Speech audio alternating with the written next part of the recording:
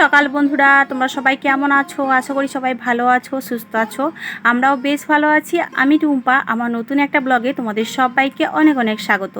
সকালে ঘুম থেকে উঠেই দেখো আগের দিনের বেশ কয়েকটা ভেজা জামা কাপড় ছিল, সেগুলো এখন রোদ্দুরে মেলে দিচ্ছি। এখন বাজে কিন্তু সকাল 6টা। আজ হচ্ছে বুধবার। তোমাদের সবাইকে সাথে নিয়ে এখন থেকে ব্লগটা শুরু করছি।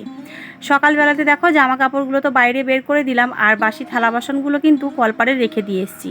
তারপরেই ভাবলাম চলো এখন শাখাগুলো নিয়ে বসা যাক। তো সেই জন্যেই কিন্তু জলটা গরম করে নিয়েছি। আসলে আজকের আমি তোমাদের সঙ্গে শেয়ার করব যে বাড়িতে বসেই ঘরোয়া পদ্ধতিতে ঘরোয়া জিনিস দিয়ে, মানে আমাদের বাড়িতে যেগুলো আমরা সচরাচর ব্যবহার করে থাকি, তো সেইগুলো দিয়ে আমরা কিভাবে ঘরোয়া উপায়ে আমাদের শাখাগুলোকে একদমই চকচকে ধপধপে করে সাদা করে ক্লিন করে নেব। তো সেটাই আজকে তোমাদের সঙ্গে শেয়ার করব। তো দেখো এই যে দুটো শাখা আমার রয়েছে, তোমরা দেখতেই পাচ্ছ, আর একজোড়া হাতে পড়া রয়েছে। তো হাতেরগুলো ভীষণ ময়লা হয়ে গেছে, কোথাও যেতেও নিজেকে লজ্জা লাগে। তো ব্রাশ দিয়ে পরিষ্কার করে পরে কিছুতেই ওঠে না। তো সেই জন্যই দেখো সকালবেলাতে এই যে জল গরম করে নিয়েছি, এই যে বাটিতে উষ্ণ জলের থেকে একটু গরম বেশি রয়েছে। তো জলটা গরম করে নিয়েছি, জলের মধ্যে দিয়েছি লবণ, শ্যাম্পু আর দিয়েছি পাতিলেবুর রস দিয়ে। আর যে দেখো শাখাগুলোতে এখন কোলগেট লাগিয়ে নিচ্ছি ভালো করে দুটো শাখাতে দিয়ে। কিন্তু শাখা দুটো এই উষ্ণ গরম জলের মধ্যে আমি কিন্তু 1 ঘন্টা থেকে 1.5 ঘন্টা এরকম টাইম পর্যন্ত কিন্তু ডুবিয়ে রাখবো। তো চুবিয়ে রাখলে পরে কি হবে বলো তো, 1 ঘন্টা 1.5 ঘন্টা পরে যখন ব্রাশ দিয়ে এই যে কোলগেটটা লাগানো থাকলো, তো এটা ব্রাশ করে দিলে পরে দেখবে একেবারে শাখাগুলো দুধের মতো সাদা ধবধবে হয়ে যাবে। তো যাই হোক, ওদিকে শাখাগুলো চুবিয়ে দিয়েছি গরম জলে, আর এদিকে কিন্তু আমি চলে এসেছি দেখো কলপারে বাসি থালা বাসনগুলো এখন মেজে ধুয়ে পরিষ্কার করে নিচ্ছি।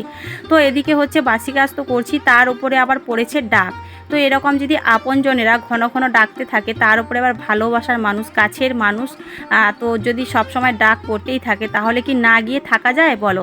তো সেই জন্যই কিন্তু যাওয়ার জন্যই তাড়াহুড়ো করে আমি ঝটপট করে কাজগুলো করে নিচ্ছি। আর ওদিকে মাম্মাম সোনা কিন্তু এখনও ঘুমাচ্ছে। তো যাই হোক, আর যা গরম পড়েছে এই প্যাচপ্যাচে গরমের মধ্যে তোমরা কেমন আছো অবশ্যই কমেন্ট করে জানাবে। আর আমার ভিডিওগুলো তোমাদের কেমন লাগে অবশ্যই কিন্তু কমেন্ট করে জানাবে। যদি ভালো লাগে তাও তবুও কমেন্ট করবে, আর যদি ভালো না লাগে সেটাও কমেন্ট করবে। তাহলে কিন্তু যদি খারাপ হয়ে থাকে তাহলে কিন্তু আমি ভিডিওগুলোকে একটু ভালো করার চেষ্টা করব, কারণ তোমরাই হচ্ছে আমার সবথেকে কাছের মানুষ, প্রিয় মানুষ। তোমরা আমাকে সাপোর্ট করলেই তবেই না আমি আমার লক্ষ্যের দিকে পৌঁছাতে পারবো। তো দেখো এখন আমি বাসি ঘরটা ঝাড় দিয়ে নিচ্ছি, আর সোনামা কিন্তু এখনও ঘুমাচ্ছে, ওকে ঘুম থেকে ওঠাবো। তো বাসি কাজগুলো আগে করে নিই, তারপরে ওকে ঘুম থেকে ওঠাবো। তো ওদিকে বাসি কাজবাজ কমপ্লিট করে নিয়ে এখন স্নান করে পুজো দিতে চলে এসেছি। আর সোনামাও কিন্তু ঘুম থেকে উঠে পড়েছে। এদিকে আমার মা লক্ষ্মী, নারায়ণ, গণেশ, আমার মহাদেব সবাইকে পুজো দিয়ে দিচ্ছি এক এক করে। আর তারপরেই কিন্তু আমরা খাওয়া দাওয়া করে ওই যে আমাদের ডাক পড়েছে। তো কোথায় যাচ্ছি না যাচ্ছি অবশ্যই তোমরা জানতে পারবে, ব্লগটা কন্টিনিউ দেখতে থাকো, আশা করি তোমাদের অনেক ভালো লাগবে। তো দেখো এখন তো খাওয়া দাওয়া করে তবেই না যেতে হবে, যে ডাক পড়েছে বলে দৌড়ে চলে যাব সেটা কিন্তু একদমই না। আর এখন যেহেতু বেলা অনেকটাই বড়, তো সকাল 8টা বাজা মানেই কিন্তু পেটের মধ্যে ছুঁচো ডন দিতে থাকে, তাই না?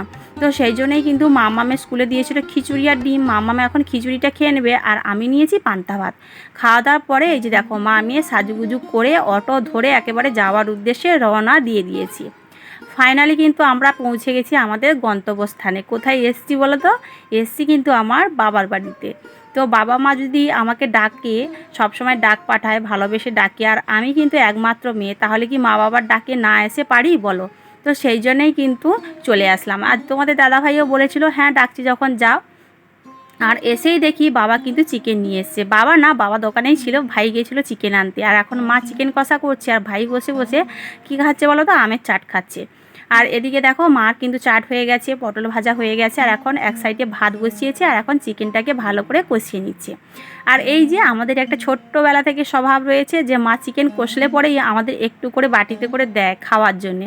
আর সেটা নিয়েই কিন্তু আমরা এখন বসে গেছি, আমি আমার মেয়ে খাচ্ছি আর আমার ছোট ভাইও খাচ্ছে। তো চিকেন কষার পরে খাওয়া দাওয়ার পরে রান্নাও কমপ্লিট। ওদিকে বাবা খেতে বসেছে, আমি আমার মেয়েও খেতে বসেছি, আর ছোটো ভাই গেছে স্প্রাইট আনতে। আর মা কিন্তু আমাদের খাবার দিচ্ছে। ওদিকে খাওয়া দাওয়ার পরে দেখো মা মেয়ে আর হচ্ছে আমার বাবা গাড়ি নিয়ে, টোটো নিয়ে একবার রেডি হয়ে গেছে। কোথায় যাচ্ছে বলো তো? আমার মামা বাড়িতে। আমার মা বাবার সঙ্গে আমার মেয়ে গেল আমার মামা বাড়ি বেরু বেরু করতে। এই যে দেখো চলে যাচ্ছে ওরা। আর আমি আর আমার ভাই থাকলাম বাড়িতে ছাগল, মুরগি আর ঘর দোকান এগুলো লক্ষ্য নজর করার জন্য, বুঝলে? এদিকে ভাই দেখো ওরা তো চলেই গেল। আর আসলে আমার মামা দাদু ভীষণই অসুস্থ ছিল, আমি তোমাদের আগের কয়েকটা ভিডিওতে বলেছিলাম। তো সেই জন্যই এখন কেমন আছে না আছে ফোনও হয়, তো এখন আপাতত একটু ভালো রয়েছে। তো সেই জন্যই মা বাবা যাচ্ছে আমার দাদুকে দেখতে।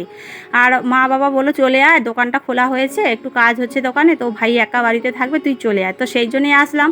তো আমি আর আমার ভাই এখন দোকান টোকান লক্ষ্য নজর করবো। আর ওদিকে মামা গেছে আমার মেয়েকে নিয়ে মামা বাড়ি।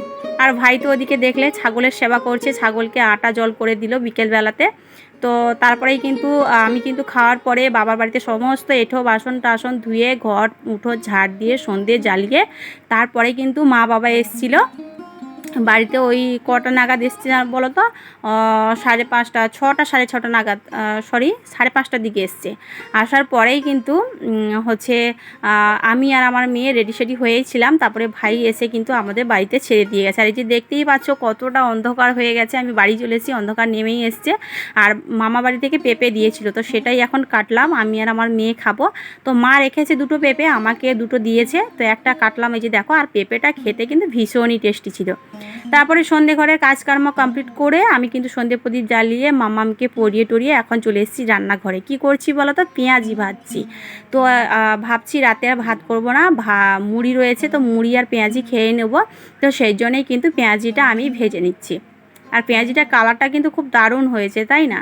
তো সেই জন্যই বলি মা বাবা কিন্তু সত্যি যতদিন মা বাবা থাকে না তখন কিন্তু মা বাবার অভাবই বোঝা যায় না। আর মা বাবাই কিন্তু একমাত্র মানুষ যে তার মেয়েকে হোক বা তার ছেলেকে হোক ডেকে ডেকে আনে যে আয় চলে আয়, একদিন ঘুরে যাবি আয়। আর বাবার বাড়িতে 1 ঘন্টার মধ্যেও গেলে যদি সবার ব্যবহার ভালো পাওয়া যায় না, তাহলে ওখানেই কিন্তু শান্তি পাওয়া যায়, তাই না? তো চলো আমি কিন্তু এখন হচ্ছে পেঁয়াজিগুলো এক এক করে ভেজে নিই, তারপরেই কিন্তু খাওয়া দাওয়া করবো। আর ওদিকে মামামশোটাও আমার পাশে বসে দেখছে। তো চলো বন্ধুরা, আজকে ব্লগটা তোমাদের কেমন লাগলো অবশ্যই কিন্তু তোমরা কমেন্ট করে জানাবে। আর আমি কিন্তু শাখাগুলো ধুয়ে মুছে পরিষ্কার করে আমার হাতেই পড়েছিলাম, বাবা বাড়িতে গিয়েছিলাম। তোমরা কিন্তু দেখে নিও আমার শাখাগুলো কেমন ক্লিন হয়েছে, তাই তো? তো চলো আজকে সবাই ভালো থাকবে, সুস্থ থাকবে। আবার নিয়ে আসছি একটা নতুন ভিডিও নিয়ে। ততক্ষণ তোমরা সুস্থ থাকো, ভালো থাকো, আর এই গরমের মধ্যে সবাই সাবধানে থাকো। তো দেখা হবে পরবর্তী ভিডিওতে। Good night, tata.